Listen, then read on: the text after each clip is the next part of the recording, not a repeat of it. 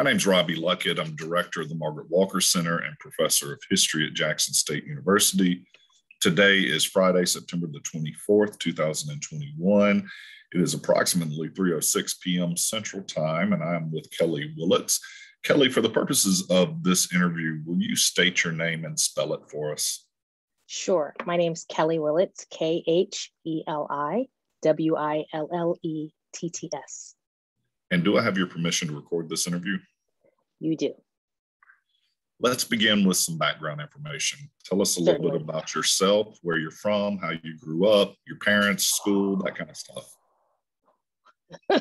Okay. I was born in New York, Long Island in particular. Glen Cove is the city. I grew up between Long Island, Connecticut, around the campus of Wellesley University, which is Middletown, Connecticut, and a little bit in Massachusetts. My dad was drafted, well, he technically was drafted in Vietnam, and he and my uncle thought they'd do better and then enroll in the Coast Guard so they wouldn't get drafted. And my uncle won, and that's my dog. My uncle won because they sent him to the Caribbean, and my father did not, because they sent him to the shores of Vietnam. So I spent my time in a military base. Just East Coast is sort of like where I was born and raised and nurtured. In terms of how I grew up, what do you mean? So, I mean, where were you other than being the military life? What was your schools like that you went to? I don't know. What was your family life like? Did you have brothers and sisters? So I grew up as an only child, although I do have a brother who's 26 years younger than me. But from my dad. So he's literally young enough to be my son, which is very cool because I can punch him and not get arrested because he's just my brother. So that's a win. But I grew up with a really creative family. Some of them were like my mom sewed, even though she worked at a bank, and was like our house. She always made clothes for me. Our house always had new curtains and tablecloths. She's always sewing. And her grandmother, my great grandmother, made men's clothes using newspaper. She'd make patterns out of newspaper. So, and then my grandfather was always like fixing things. So this was like his mother was the designer. And then my grandfather always like made things. There was always like gadgets. And for him, everything was a problem that had to be solved, which I love that stuff. Like, it's not like he necessarily taught me how to fix cars, which would have been extra cool. But it was kind of like if something didn't sit right, you ran through all the options, which I found that's literally how I move through spaces. I'm always problem solving either what I'm hearing or what I'm doing. On my dad's side of the family, they were, mostly military. I'm the great granddaughter of a Harlem Hellfighter. I'm the great grandniece of a Rosie the Riveter. So you have these two families, and which will sound weird out loud a little bit, but by the virtue of my parents getting married, I ended up being related to two of the oldest families on Long Island. On my dad's side of the family, the first sort of Willett of record is right around 1790.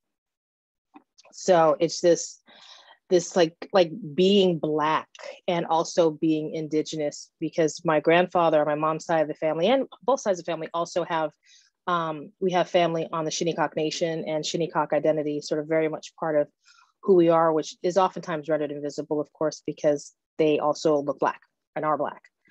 So just this, like, being Black is just beautiful, and problematic and extremely stressful. And but I feel like on some level I become the living embodiment of what people want. Like, you always want your children to do better for you. And so coming from one side of the family where, they didn't get past 3rd and 8th grade respectively, both of my grandmothers were domestic, and I'm Dr. Willetts.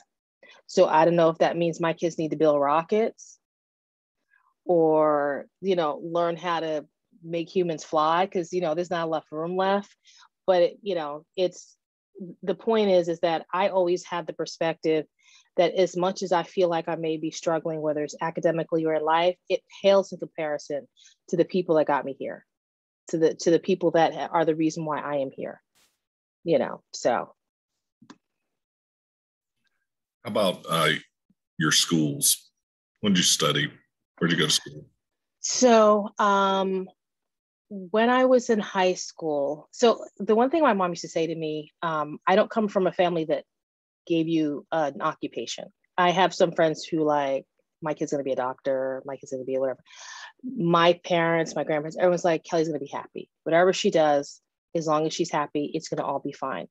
And so when I was in high school, I was like, oh, snap. What am I going to do?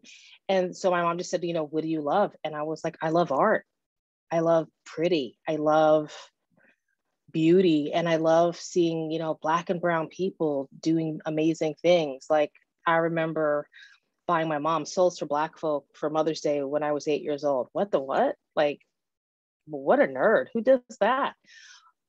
But I realize now that's sort of like what was happening around me without even realizing it. So anyway, I just thought, okay, well, you know what? How about this? My mom makes clothes, even though she works for a bank and she doesn't love it. So, what goes good with clothes? Oh, jewelry does. And I said, great. I'm going to apply to FIT in Manhattan. And my friends were like, what if you don't get in? And I was like, what? Something else to come along. I didn't apply for anywhere else. So I applied and I got in. So it was a 2-year program on jewelry design. We're rounding year, the second half of the final year, I got a scholarship from Monet, and they were like, we'd love for you to come work with us and do jewelry. And they took us on this tour. And I remember on 47th Street, I remember looking at this man, his shoulders were rounded, his back was humpy, his fingers were knotty. And I was like, none of that is cute. I do not want to be a bench jeweler. Like I didn't think about being a designer because I want to make. So I was like, yeah, I don't think I'm going to do the jewelry thing that way. Maybe I need to do the jewelry thing, like the creative, like the artist way, like, sort of like metalsmithing. So there were 2 schools. So I ordered a whole bunch of catalogs and there were 2 schools, University of Michigan, actually 3, University of Michigan, Syracuse University, and Hofstra. So I got all 3 catalogs. And so one, Hofstra was out. Because as my family said, if you go there and meet someone you like, chances are you're related to them. And there's nothing good about how that will turn out. So we don't want you to go to school there. So I said, okay, fair. Like you have too much access to me anyway. And I'm trying to like live my college life. So maybe that's a good idea. And then if so, it was between Syracuse University and University of Michigan. And at the time, University of Michigan was going through, they were going through it with affirmative action. And I thought to myself, will you be in school or will you be in them streets? And so I said, I will be in them streets. So the only school I applied to was Syracuse University. And I remember looking at the catalog and in the back, I saw this man's name, Herb Williams. And it said that he taught African-American art history. And he also ran this like art center in this museum. And I thought, oh, this is it. I said, I can go in through jewelry, but I have to find this man and ask him to tell me everything he knows, because that's really what I want to do, because I have always loved museums. I've always was taken to museums and aquariums. So anyway, again, my friend's like, you only apply to one school? I was like, yep. And so I got in. And so while the person that you see today, Robbie, is a very sort of, I'm an introverted extrovert. At the time, I was an introverted introvert. So I get up to upstate New York. And for the record, what I also didn't know was that New York had farms. So when I first went up to Syracuse, I remember, like when I was young, I couldn't stay awake in the car when it rolled forward. But I remember waking up at one point and going, are we still in New York? My mom was like, yeah, why? I said, because like there's farms and everything. And she's like, there's this whole place called upstate New York. I had no idea. Like I thought upstate New York was like Poughkeepsie. So, so we get up there and I'm like, oh, this is like not the same New York, whatever. So anyway, so I'm an introverted introvert. And one day I'm on campus and I see this flyer and I was like, that's the guy. He's doing this presentation on African-American art and he's going to talk about this art center. And I was like, and I remember distinctly having this pep talk with myself. just go up and say, hi, I'm Kheli, and I would like to work with you, because I have work study. Just, hi, I'm Kheli. Just say it. It's okay. So I sat through the whole thing. I'm sure I looked like I was about to do something terrible, because I'm sure all the nerves were on my face. And at the end, I walk up and I stick my hand out and I go, hi, I'm Kheli, and one day I want your job. And I could just feel, like, I realized I might not be able to see the color drain from my face, but the color was gone. And he looked at me and he says, well, you can't have my job, but you can come work for me. And I was like, this is great. It was the worst, best experience I've ever had in my life. He was the worst, best mentor I have ever had in my life. It was completely traumatic, but it completely made me who I was. So that was like my educational journey. So that's right. So there's more. So then I did that, and through working with him, he was like, you should think about museum studies. And I was like, what on planet Earth is that? Like, what is a museum studies? And then so he started talking to me about it. And so then he says, you should go to grad school for it, get a master's. And I was like, now that is interesting. And then I saw that you had to take the GREs. And math is not a friend of mine. We have a very complicated relationship. And so I thought, you know what? There's always a workaround, because that's what my grandfather said. There's always a workaround. So what's the workaround?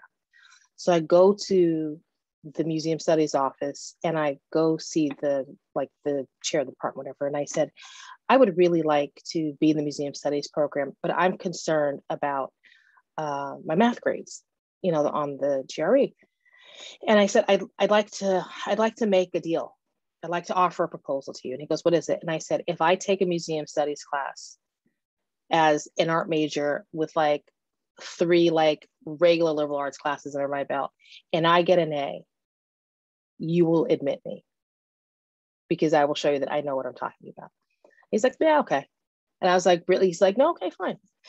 And he said it like, okay, that's fine, because you ain't gonna do it. That's the way he said yes to me. And I was like, all right, see you later then. So I remember taking the class with the curator of the gallery there, and it was a print curatorship class. And I remember the topic was Whistler. And I had found out how Whistler pushed this black deckhand down the stairs on this boat while he was working on the picture of his mother, that one picture. And I was struck by that moment. And I thought, I gotta do this. Like, there are stories of my people of sorts, like, that are interwoven in the stories of these amazing paintings and these amazing pictures and these icons. They got more going on in this. So I need to get an A. So I got an A and I got in. So I was like, great, this is what I'm gonna do. Then I had an internship at Studio Museum in Harlem, which was great. I met Lowry Sims, and that's when Thelma Golden was at the Whitney. And it was just, Kinshasa was at the studio. Like, it was all like, angels, harps. It was fantastic and really, really overwhelming, because I thought, like, but how do you become them? Like, how do you become in charge? Like, I just didn't want to work. I wanted to make sure I had an influence, and I wasn't interested in curation. Like, I was interested in educating people. I wanted to make sure that people understood that Black people did landscape painting, that it wasn't a white thing, that some of the work that you look at, like John James Audubon, like, is also a Black man. And like all of these things that you're hearing, like I remember my art history teacher saying in one of the classes that the only significant contribution that Black people made to the the early period of art was Jacob Lawrence and Billie Holiday. And so for my final paper, I did a paper on the Black interpretation of the American flag, because I thought, how am I going to come for him and still do some work?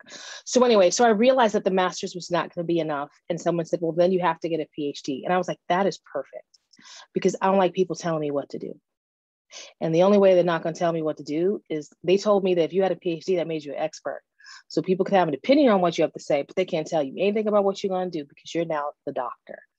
And so that's exactly what I did. So I kept going. I rolled my master's into a PhD program, and I applied to the one school. I stayed at Syracuse, and I applied to the Department of Teaching and Leadership in School of Education with a focus on art education, because for me, education was critical. And yeah, I finished and I wrote my dissertation on art of the Black Power movement. So that was my entire educational journey in like 35 minutes. I'm sorry. It's an impressive one. I want to know more about art and the Black Power movement. Right. So about 1971, Romare Bearden came up with this theory that there were like 5 types of Black Power art, and there were these themes. And so my dissertation looked at those themes, and I suggested that there were like 2 more. And what I was fascinated by, though, is that that commentary was in like the prelude to an exhibition on Black art that was at Cornell. So it wasn't sort of at an HBCU, it wasn't at sort of one of these powerful space. It was at this this Ivy that had very progressive people working around it. So for me, my point was to say, not only is art during the Black Power movement a movement, like it does not begin and end with the Harlem Renaissance. Like this was not a one-off. There is no group of people that get the one-off. Is whether you appreciate it, validate it, and talk about it. Like, of course, the Harlem Renaissance is a comfortable movement because its interrogation is so subtle. Like, you know that Zora Neale Hurston wrote, but when you really read what she's saying, she's coming for you. Like, she's coming for white folks.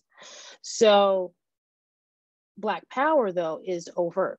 Black Power is that unapologetic in that critique, and albeit from some perspectives, suggested violence. And my point was that it wasn't about that. It was a way to communicate to a community that may not be literate, that may not have access, because some of these things could be, I mean, they were making flyers of them.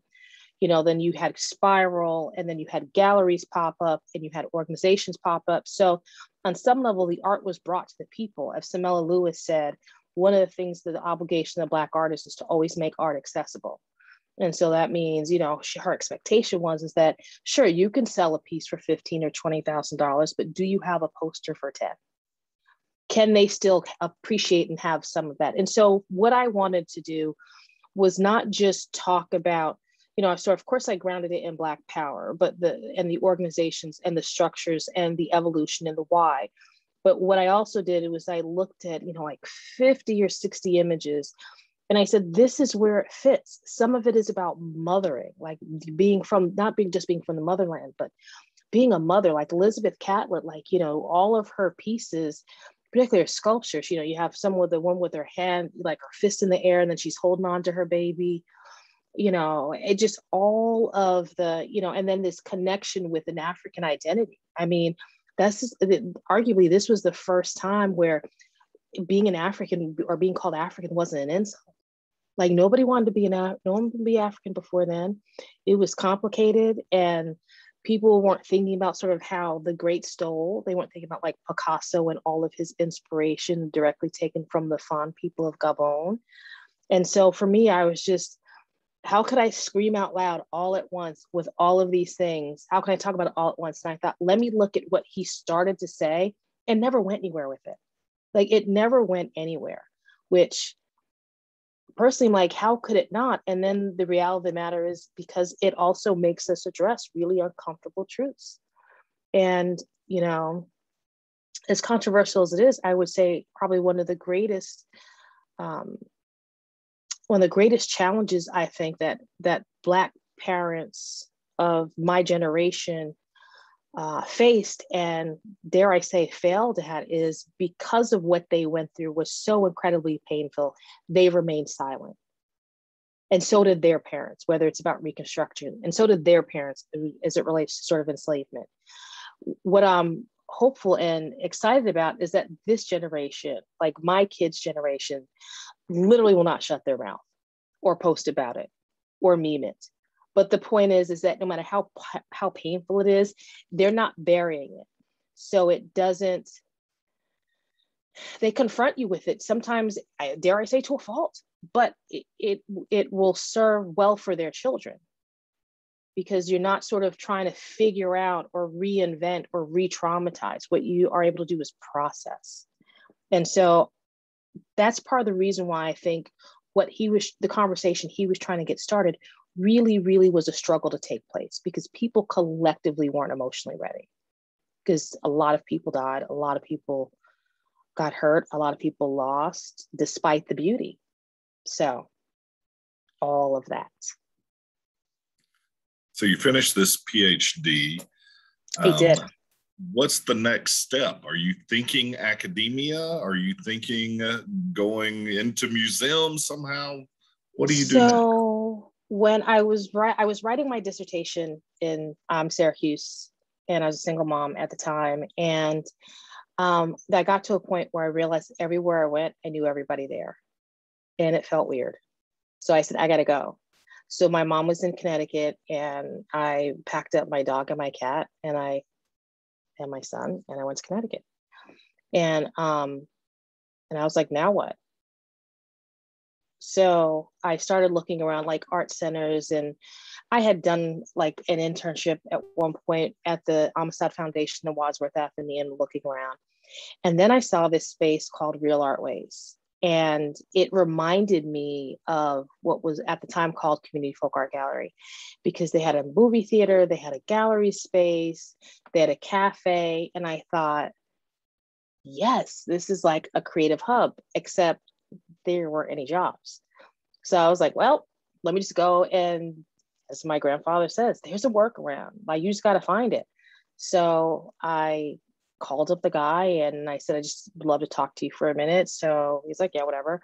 So I go and see him, and we're just talking this, that, and the third. And he says, well, there aren't any positions here. And I said, yeah, but you don't have an education person here. You don't have an education director. How do you talk to people about the artists that come in? How do you talk to people about the films? And he's like, oh, that's a good idea. Okay, you could be it. And I was like, great, I'll take it, without thinking about like how much I was going to get paid, because I just wanted to be in the field. And, he paid me like in coupons and haircuts. Like, it was no money. It was like so much no money that I lived in Hartford in an attic apartment with my son, no dog, but the cat. And when I mean attic apartment, like in the kitchen, you walk like this, because all the ceilings are slanted, because I don't think it was supposed to be for people to live in. But it got me in the space. That was one of the first places Kehinde Wiley exhibited. Like, Eric Bogosian and I met because he was doing film at the time. Like, just the first Black South African Miss Universe. Like, it was all the things. So I write my dissertation in an attic, working this job. And one day I come home and my son says to me, Dr. So-and-so called from Syracuse University. And I'm like, okay. Now she's like, well, Dr. Mugo, I'm not even gonna say Dr. So-and-so because this is a good story and she's one of my mentors. Dr. Mugo called and I said, okay. And he was like, she wants you to call her. And I said, okay, right now. And I was like, okay. So I eventually reach out to her and she tells me that there's a position that unfortunately my awful great mentor at the Community Folk Art Gallery had died. The position has been open and they think I should apply for it. And I was like, well, yes, I'm almost done with my dissertation. And two, I just left there. Like, and then she reminded me what I had always said, that, I would love to teach African-American art history and film and also run an art space. And she's like, that, you would have that job. And I thought, holy crap, that's what I said to him when I met him. I said, one day I want your job. And now she's calling me saying, you should apply for this job. And so I said, no, thank you. And I continued to live in my attic apartment. And then I realized that, that's my dog. And so she kept reaching out to me. And then she pulled the rank that she owns as my mentor and as an elder Kenyan woman who is highly, highly, highly regarded and respected. I couldn't say no. So I said, okay, I'll apply. So I applied. long story short, I get the job. So that full circle moment where when I one day what I thought was some sort of Freudian slip, if you will, ended up actually happening. And so I graduated in May of 2002 with a PhD, and in July I started as Dr. Willetts, Professor of African American Art History and Film and Executive Director of Community Folk Art Center. And I stayed there till 2016.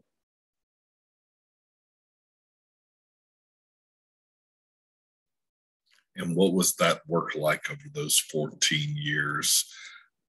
Cue the music. Let me begin crying.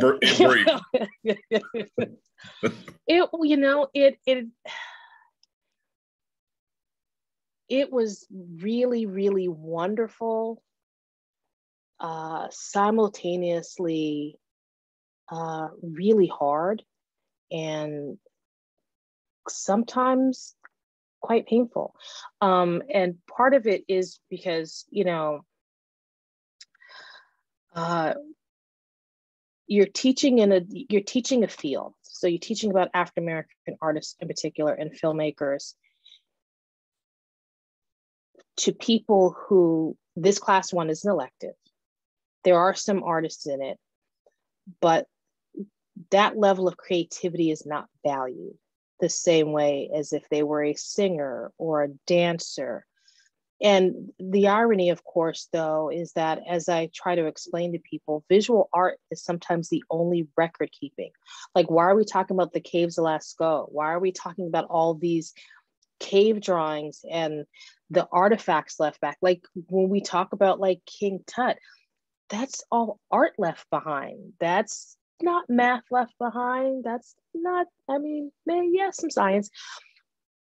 But still, somehow we haven't made the connection that's why that's important, because it's storytelling, it's record keeping, it's memorializing. And here you come picking it because it fits in your schedule. And then you literally say to me, this class should be easy because I'm Black and I like to do art, with a straight face.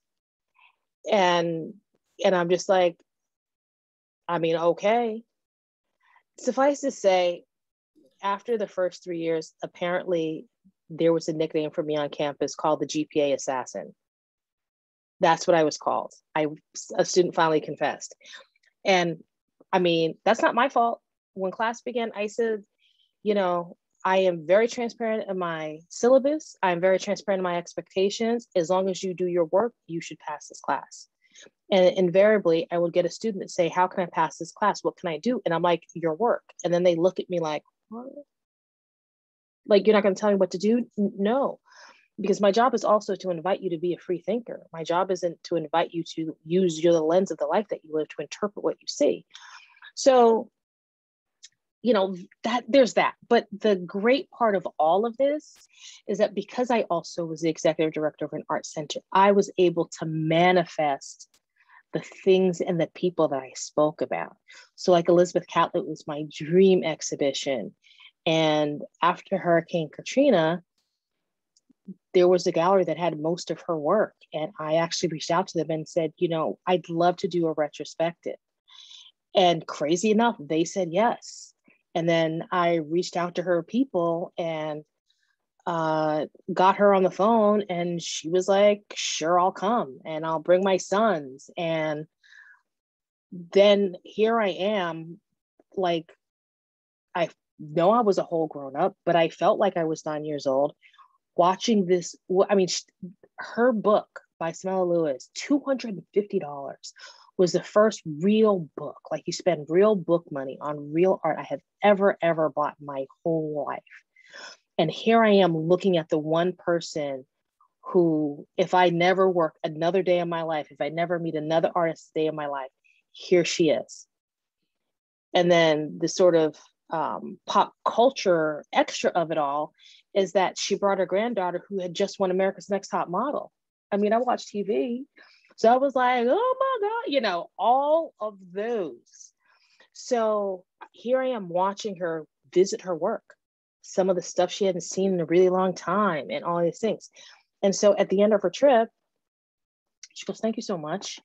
I really appreciate the opportunity to visit some pieces I haven't seen in a long time, and to talk about my work and have my sons talk about their work as musicians and filmmakers. And so I'd like to thank you by having you come visit me in Mexico. I was like, well, she was older. So I was like, okay, you know what I mean? You know how people like, oh, we should get together. You're like, yes, you're never going to hear from them again. They know they're never going to hear from you again, but it's the performance of interaction. So I'm like, okay. And, and then she also says, well, you can't come unless you bring that fine man, quote unquote, who she's talking about, my husband, which I was like, okay, listen, if you told me that I had to bring a horse, I would have found a way to do it. You know what I mean? Like, whatever you're telling me, if that means I can visit, yes. So this is like in May, because I was also able to get her an honorary degree from Syracuse University.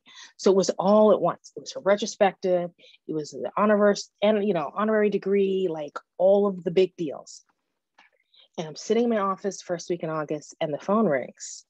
And I hear this woman go, Francisco, because she was talking to her son because they were on three-way. And I go, hello? And she goes, yes, this is Elizabeth. How come you're not at my house? I was like, what? Sorry? She's like, I thought you said that you're going to come visit me. And I was like, I am, okay, I am. 10 days later, we were on a plane, and we spent almost 3 weeks in her house, and she just story told, and I walked around her studio. And so, there's that. And then like the other thing that made my heart beat was Africobra. And then when they had the 40th anniversary of sort of their coalition, they kicked it off at Community Folk Art Center. And then Napoleon Jones Henderson adopted me. So he's Uncle Polly. And then he ended up living at my house for 2 years and working as a residency. And so like all of the people, like all of the art comes to life for me. And the thing that I loved most was being able to share those moments with students and colleagues and members of the community. Having an opportunity to have a nonprofit community multidisciplinary arts center allowed me to create programming. We did a program called Music Through the African Diaspora, and had all kinds of music that some people didn't understand had ties to the African diaspora. Like we did a Caribbean Film Festival, and Jimmy Jean-Louis from BAP's fame came because he had done this French film on Lucent Louverture. And I was just like, it was like, that's why I was there so long. And then toward the end, the university changed. The administration had changed in a direction that was really contrary to the kind of work that I had enjoyed doing, the kind of work that I loved. And I thought, the commodification of what we were doing, I felt like some of the things that we were doing were starting to be absorbed and now put under the banner of Syracuse University, when, early on they wanted no parts. So, I got recruited to do something else, and I took it. So was the center its own nonprofit? What was its relationship? So when I started, it wasn't. Now, what it was always was literally written in the Constitution of the Department of African American Studies. Because in 1970, 1972, when the Black students in Cornell had the sit-in with guns, Black students at Syracuse University did one in partnership without guns. But what they did come up with was, I believe it's a 13-point manifesto. And in that manifesto, they demanded a Department of African American Studies, but they also demanded an art center, which I still consider, I think that's utterly brilliant. Like, it's not what I would have expected. And it was so good to see. So that Community Folk Art Center, at the time, they called it the gallery, but it was always incorporated as the art center. It was always part of the African American Studies department, not necessarily Syracuse University. Now, when I was originally at Syracuse University, the way that fundraising worked is that you had, ideally you would go through like their sponsored programs, but then they could take 20 to 40% off the top for their work, even if you actually wrote it. And I was like, well, in nature, they call that racketeering, right? Like, you know, that's not really okay. And so I kept saying to them, you know, they're, you know, I get the feeling you don't want to give the money to do the things that I'd like to do. And at the same time, I can't seem to raise the money, because when I write to someone for $5,000 and then I give them a budget for $4 million, they call me and they say, why do you want $5,000 when you have a $4 million budget? And then I say, well, that's actually not my budget. That's the budget of Syracuse University or this department or this, that, and the third. And so I went back and forth with them for years. I would say maybe a good 5 or 6 years. And then finally they were like, fine, just get the 501c3, because the precedent had already existed. You know, they had Lightwork Art Gallery, and then Lightwork had a 501c3 called Community Darkrooms where people could learn photography. So why can't the Department of African American Studies have a 501c3 where they can do art? So they did. And it was really wonderful. Because it allowed me to raise money and participate in activities and do things that only nonprofits could do. Let me also say the third moment, so you have AFRICORP, we have Elizabeth Catlett. The third moment was when I threw the 40th anniversary gala, and our founders, Dr. Mary Schmidt Campbell and her husband, George, came, and the entertainment was mint condition, because mint condition was on their come up, but they weren't there yet. So those jokers drove in a van. And I paid them like $50 with a couple of handshakes. You understand what I'm saying? And now look. So again, this, you know, all of that is what I love about creativity and Black creativity. So yeah, so that's how they ended up getting a 501c3, and they haven't looked back since. And then what's the path to where you are now? So I did a show with an artist who said to me, are you familiar with the Houston Museum of African American Art and Culture? And I said, not really. Not really familiar. I know MFAH because they wouldn't let John Biggers in. And I know Dr. Wardlaw because she works at TSU. So I'm telling him what I know, which isn't much. And so he says, well, you know, they're looking for a CEO. I think you should think about it. I'm like, yeah, okay. You know, I'm like, that's cute, but I like what I'm doing. And I just, you know, I didn't think I was cut out for the South. I'm very much an aggressive New Yorker. Look, I'm sitting forward in my chair right now, which is still viewed here as aggressive. I don't sit back often. So for this is like in 2014, 15. And I was like, I don't know. So anyway, he says, well, whatever. He's like, I'm doing a panel in Harlem. You know, will you come down? I'll take care of your accommodations, this, that, and the third. I was like, what are we talking about? He's like, oh, just, you know, talk about Black art and identity. And I said, sure, I'll come down. So I get down there and I'm on the panel with someone from that museum and Danny Simmons. And the panel goes good, having a good time. Both of them are very funny. It's very engaging. And so the guy says, you know, there's a position. I really think that you should apply. And I said, well, you know, the last time I was in Texas didn't go well. So maybe not. The last 2 times I went to Texas, it didn't go well. So maybe I don't really think so. He's like, well, let me try. I'll fly you out, this, that, and the third. So anyway, I went out. I came to visit.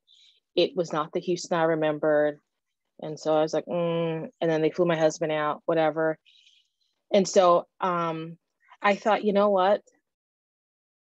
Why not? Why not? Why not? This opportunity keeps showing up for you for a reason. Just like you only applied for one school, why don't you just try it? So I did. And then they offered me the job. And so then I bade farewell to Syracuse University and Community Folk Art Center. And I found myself in Houston, Texas. And the institution, they were looking to get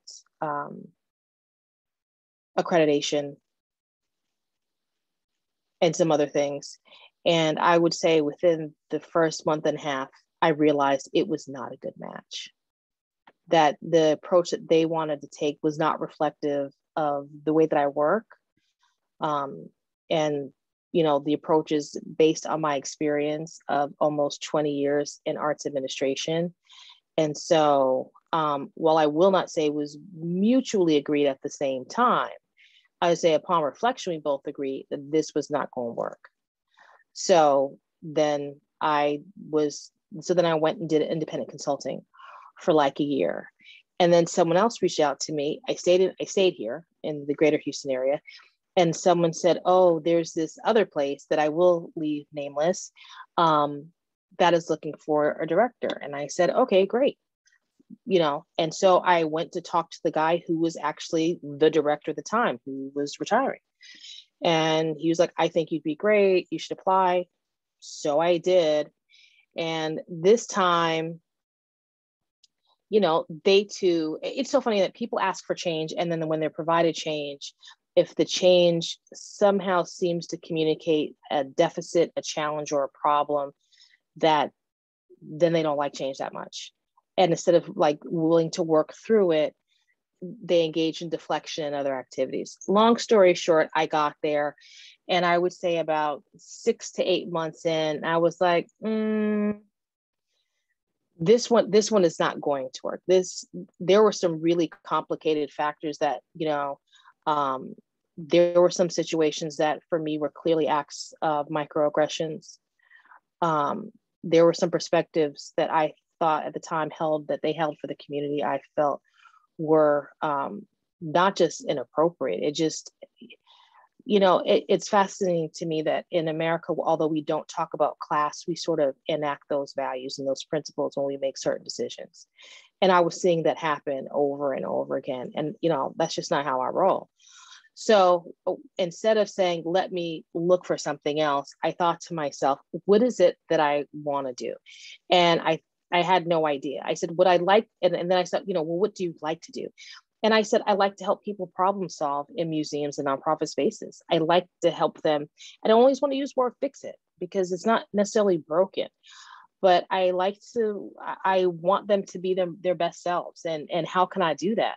So I did that for a while.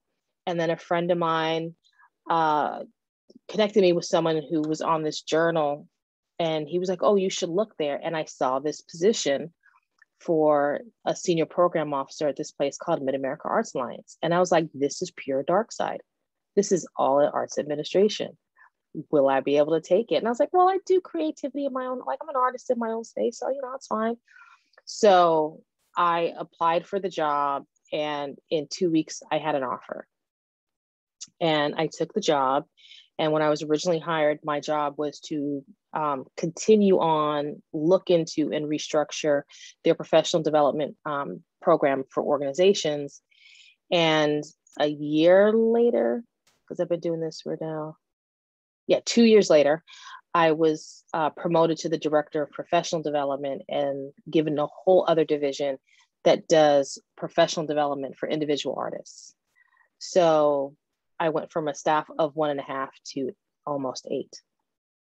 So that's where I am today. Artists apply for this professional development? How does that work? There are programs. So there are, and Arkansas is, we're not quite in Mississippi because that's not really my region of Mid-America Arts Alliance. Although when we talk about the Delta, it allows me to just a little bit. So we have a program called Artist Inc. and Artist Inc. Express. And essentially it's, you apply to be in that program, but you're with a cohort of artists in your community. And you go to these weekly sessions. If it's Express, it's over a period of a weekend.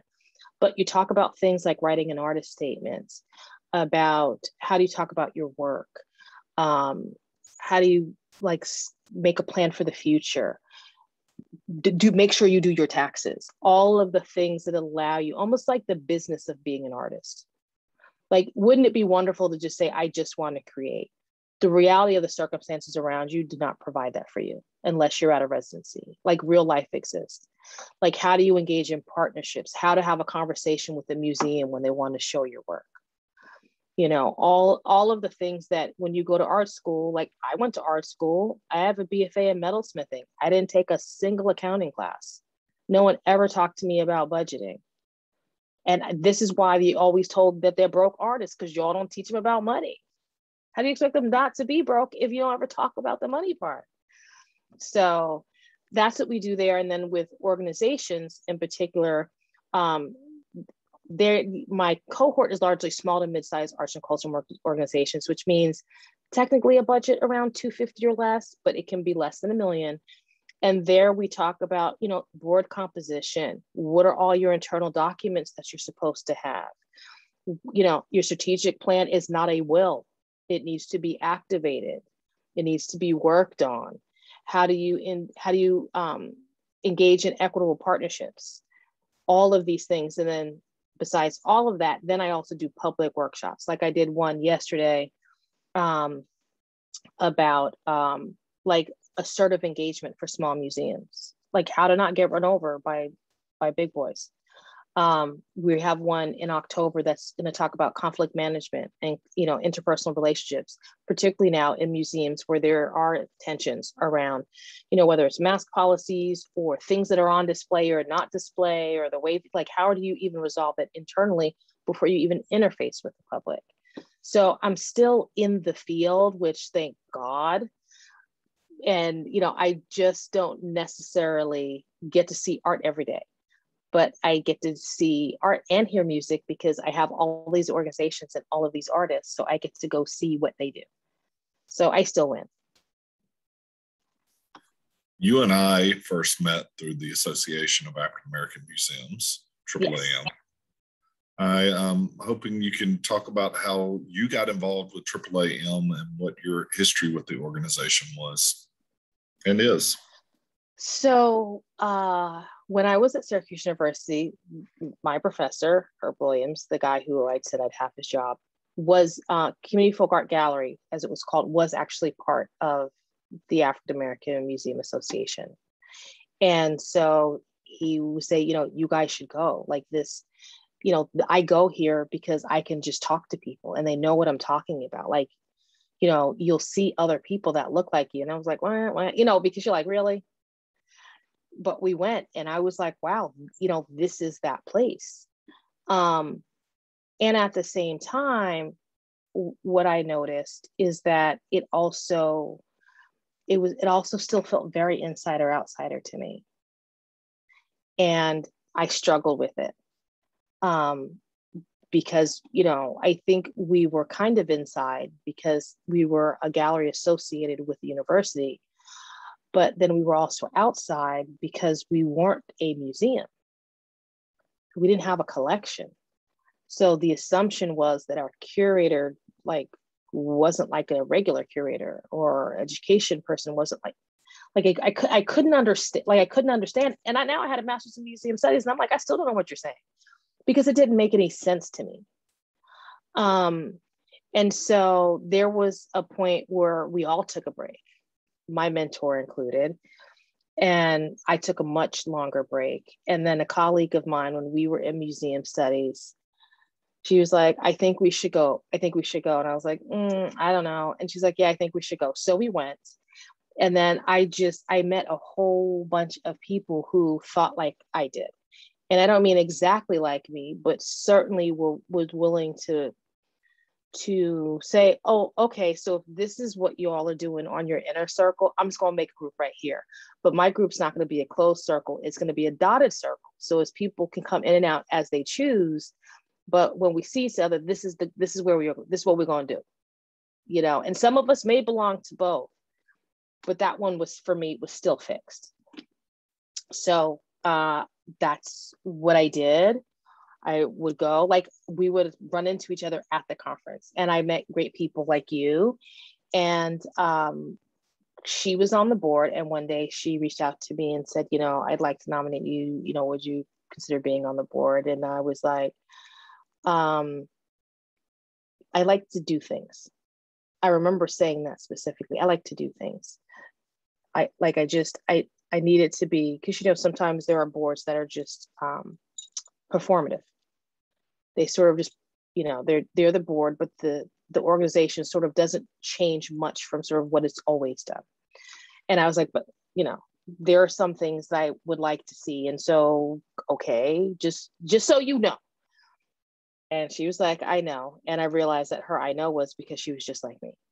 So I got there, and I was on the board for 2 terms. And the 3rd term, I did not get reelected, but I did not expect to get reelected because I believe that I had some philosophical differences with the trajectory of the board, with the leadership that existed at the time, which sounds like a whole bunch of fancy words to try to avoid a lawsuit, but it literally, that's exactly what it was.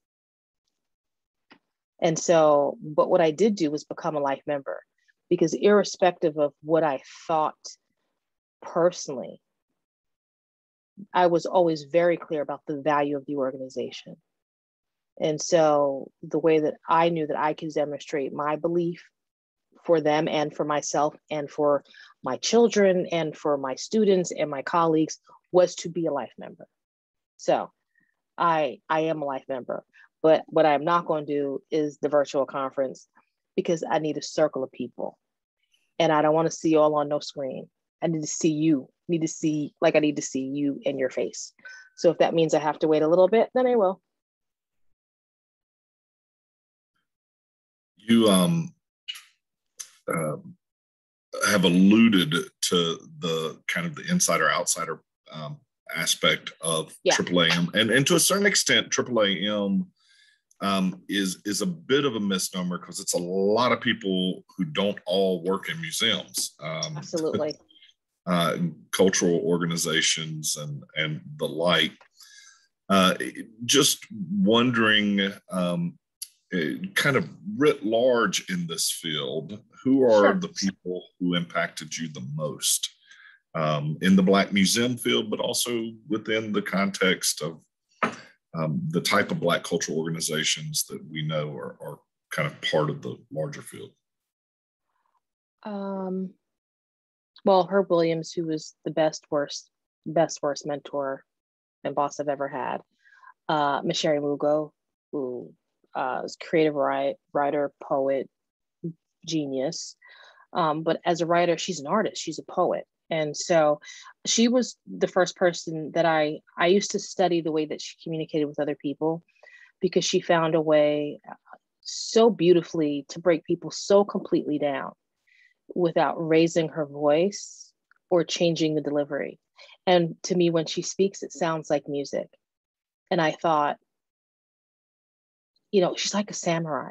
Like, that sword is so sharp that you don't realize that you're cut till your intestines are in your hand. And I thought it was magic, which sounds really awful out loud. But I also learned how to say no from her. And I also learned how to say no from my colleague, who is also for me a bit of a mentor, Dr. Hearn. Her no's are intense, but the ability to say no without apology, full stop, I think is and still remains to be really important, particularly for women. Elizabeth Catlett, the stories that she told me related to being a Black artist, related to living in Mexico, a conversation she had with Fidel Castro and Che Guevara, like the life that she lived that I read about, and still she loved her boys. Like the fact that she was a mother, like it showed up in her work, but like how real that was. But, she was also very, very clear.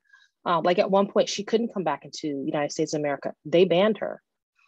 And so she made her speeches from Mexico. She was like, I'm Black, blackity black, and I'm always going to be Black. And if I'm not going to be Black, then I'll be Black here. But guess what? I'm Black. And, it is sort of as simple as I broke it down to, for me, that's like very powerful. She wasn't going to stop being Black, and she wasn't going to stop being creative, but she also wasn't going to stop talking about the fact that Black is also a political identity. And so there's her, and then there's Napoleon Jones Henderson from Afro-Cobra. I mean, you have a whole group of people that created a whole series of terms of aesthetics instead of trying to make what they do fit the norm, what was viewed as the norm or established. So, Lonnie Bunch, I think, a kid from New Jersey making good, and understanding the power and image and in history and storytelling. And then also from New Jersey, my other mentor, David McDonald, who's a ceramist who, you know, if not for the day that he was at Hampton on the track scholarship, and he took a ceramics class and made a coffee cup and realized that if he could drink all the coffee he wanted to in his own cup, and it completely changed his life.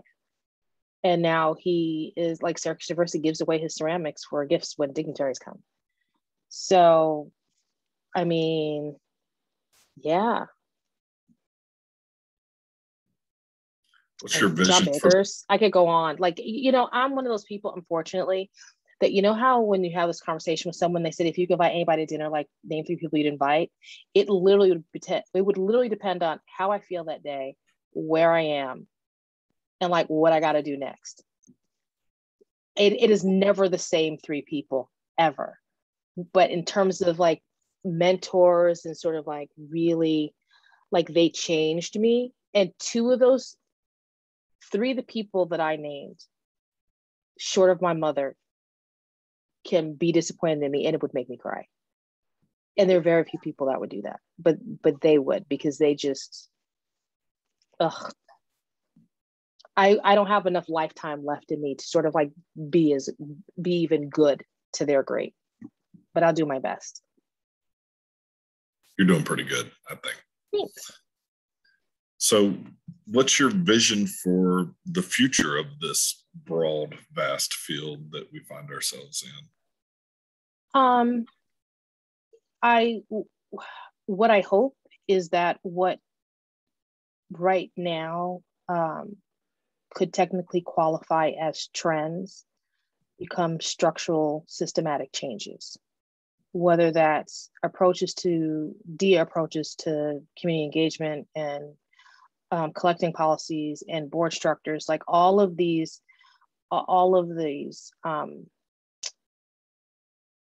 you know, examining the language you use when you refer to communities and how you, like, I need them not to be trends, and it's still too early to tell.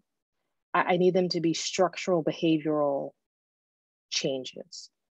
That's my hope, because if that is in fact the case, then we're in for something really wonderful, where we will continue to rescue and resurrect the histories and cultures of BIPOC communities and others who have been othered. But that's the only way it would happen in that space. You know, this is the evolution of cultural specific institutions, because, you know, historically or traditionally mainstream institutions either refused or weren't interested.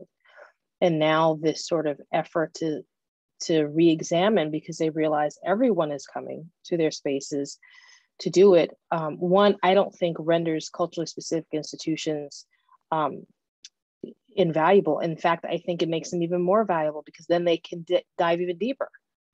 Because if your neighbor is doing something on Jacob Lawrence, like on the surface, guess what? Now you can take Jacob Lawrence and you can drill down to about his work and mental illness, and why he checked himself into a hospital because he thought he lost his inspiration, because he was no longer angry about what was happening to Black people. And then he realized that it wasn't anger that fed he was actually in love with Black people. So he checked himself out, and the world has Jacob Lawrence. You know, so all of this is an opportunity, but I really, really, really am hoping that this is not a trend. All right, my last question. What would you tell people, what would you recommend to them who want to come into this field, and any other closing comments you have?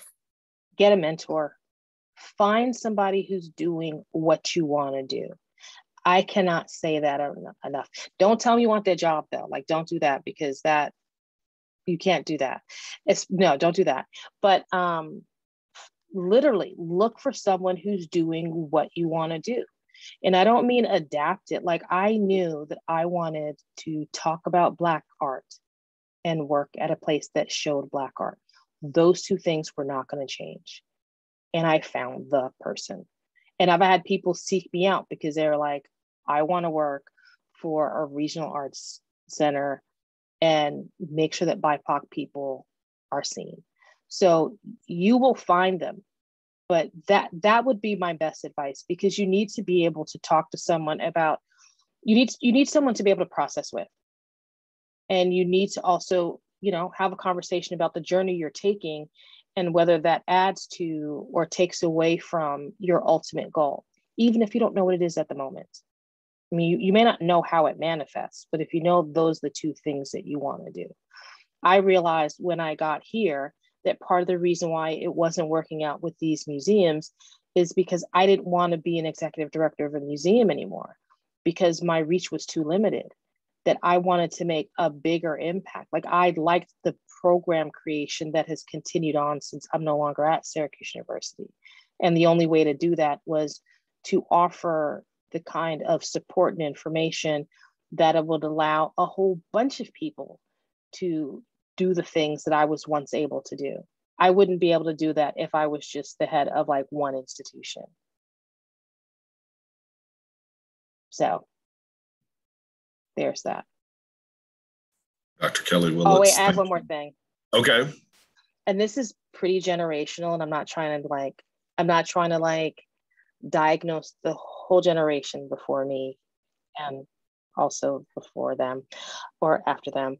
But the one thing that has come that I see too often is that students are no longer immersing themselves in the journey, that they have become completely obsessed with the final destination.